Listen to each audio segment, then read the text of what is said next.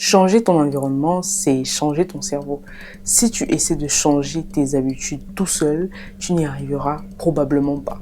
Mais si tu changes ton environnement, là, tu auras toutes les chances de réussir. On a tous déjà essayé d'arrêter une mauvaise habitude, que ce soit par exemple fumer, procrastiner, scroller sans fin sur TikTok, ou d'en créer une nouvelle. Par exemple, lire chaque jour, mieux s'organiser, faire du sport. Et bien souvent, on a échoué. Mais dans les rares cas où on a réussi, il y a presque toujours un point commun qui était l'environnement. Notre environnement avait changé. Imagine un jeune homme qui veut développer l'habitude de lire régulièrement. S'il reste seul chez lui avec ses livres, son smartphone et 1000 distractions, il y a de fortes chances qu'il échoue. Mais s'il s'inscrit dans un club de lecture et qu'il s'y rend chaque semaine, son environnement devient un levier. Il sera naturellement porté vers la lecture sans même s'en rendre compte. C'est ce qu'on appelle le pouvoir de l'environnement sur le comportement. Dans la vidéo précédente, j'expliquais que la différence entre les 20% des personnes qui réussissent en fait à créer des habitudes durables et les 80% qui échouent, parce que tout le temps, c'est une question d'identité. Les premiers ne cherchent pas en fait à atteindre un objectif, mais à définir quelqu'un de différent. Celui qui se dit « je veux perdre du poids » ne pense pas comme celui qui dit « je suis une personne en fait en bonne santé ». Celui qui dit « je veux coder » ne pense pas comme celui qui dit « je suis un développeur web » par exemple. C'est pour ça que numéro 1, créer une identité, pas un objectif. Et le numéro 2, c'est de construire en fait un système. Un système, c'est une suite d'actions répétées chaque jour pour renforcer en fait l'identité que tu souhaites acquérir. Maintenant, comment donc construire un système? Déjà, il faut comprendre quand on parle d'une succession d'actions, on veut tout simplement parler des habitudes. Selon Atomic Habits de James Clear, une habitude, c'est une action suffisamment répétée pour devenir automatique, comme se brosser les dents. Mais si c'est si simple, pourquoi est-ce que c'est difficile en fait de changer d'habitude ou d'en créer des nouvelles? Parce qu'en fait, on essaie souvent de changer la mauvaise chose et de la mauvaise des manières. Changer d'habitude, c'est en réalité changer d'identité cérébrale. Quand tu répètes un comportement, ton cerveau crée une connexion neuronale entre les régions impliquées. Par exemple, motivation, action, récompense. Plus tu répètes l'action, plus cette connexion devient solide. C'est ce qu'on appelle en fait la myélinisation, une sorte d'autoroute neuronale qui rend le geste automatique. Mais pour qu'une habitude s'installe, il faut que ton cerveau y trouve du plaisir. C'est là qu'intervient en fait la dopamine, le neurotransmetteur de la motivation. Chaque fois qu'une habitude produit une satisfaction, ton cerveau libère de la dopamine et il apprend « Ah, cette action me fait du bien, je vais la refaire ». C'est ce que le psychologue Edward Thorndike avait déjà découvert. Edward Thorndike est né en 1874 aux USA et c'est un des piliers de la psychologie expérimentale. Il a été l'élève de William James à Harvard, puis il a passé sa thèse à Columbia en 1898, université dans laquelle il a par la suite enseigné puis dirigé le département de psychologie.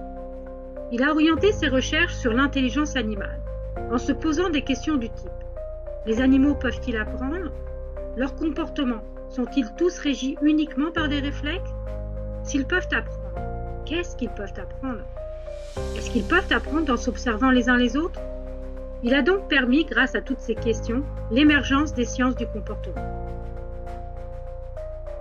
En fait, il a constaté que les comportements suivis de conséquences satisfaisantes tendent à se répéter. C'est la base de ce que James Clear appelle la boucle de rétroaction. Signal, envie, réponse, récompense. Prenons l'exemple du stress. Si je stresse par exemple, tu ressens du stress, c'est le signal. Ensuite, l'envie, ça serait je veux me détendre, tu veux te détendre. Ensuite, quand tu vas vouloir te détendre, tu vas faire une action. Cela va représenter la réponse. Tu peux par exemple fumer une cigarette et ensuite va venir la récompense où tu vas te sentir beaucoup plus calme. Et voilà que ton cerveau a directement associé que fumer égale apaisement et ça devient une boucle et la boucle est bouclée. Alors, comment créer en fait de bonnes habitudes?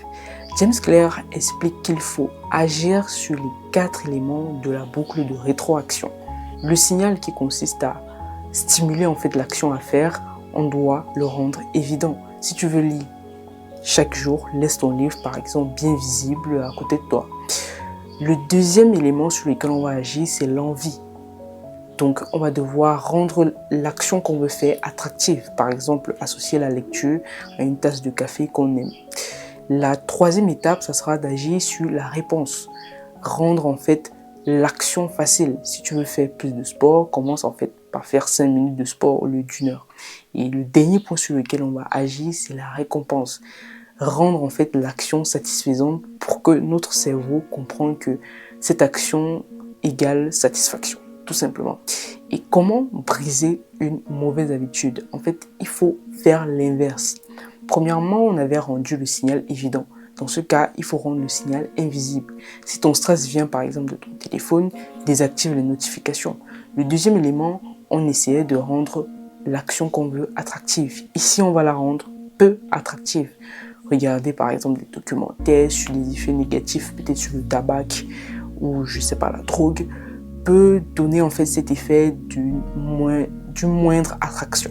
Le troisième point, ça sera de rendre la réponse difficile, ajouter beaucoup plus de friction sur l'action qu'on veut faire. Par exemple, si tu avais l'habitude de fumer, débarrasse-toi des boîtes de cigarettes. Et le quatrième point va consister à rendre en fait l'action insatisfaisante, tout simplement. Donc, quand tu changes ton environnement, tu reprogrammes les circuits de la dopamine parce que tous ces points vont s'appuyer sur notre environnement. Tu retires les déclencheurs qui activent ton ancienne boucle de rétroaction et tu crées de nouveaux signaux plus sains. Petit à petit, ton cerveau, en fait, il réécrit son code, il reset, en fait. Et c'est ainsi qu'on devient quelqu'un d'autre petit à petit. Dans la prochaine vidéo, on ira encore plus loin. Je te montrerai comment construire en fait une habitude durable, étape par étape, selon les recherches de James Clear dans son livre Atomic Habits et de la neuroscience moderne. Merci d'avoir regardé cette vidéo jusqu'à la fin. C'était la DIFA et rappelle-toi, ce n'est pas la volonté qui façonne ton avenir, c'est ton environnement.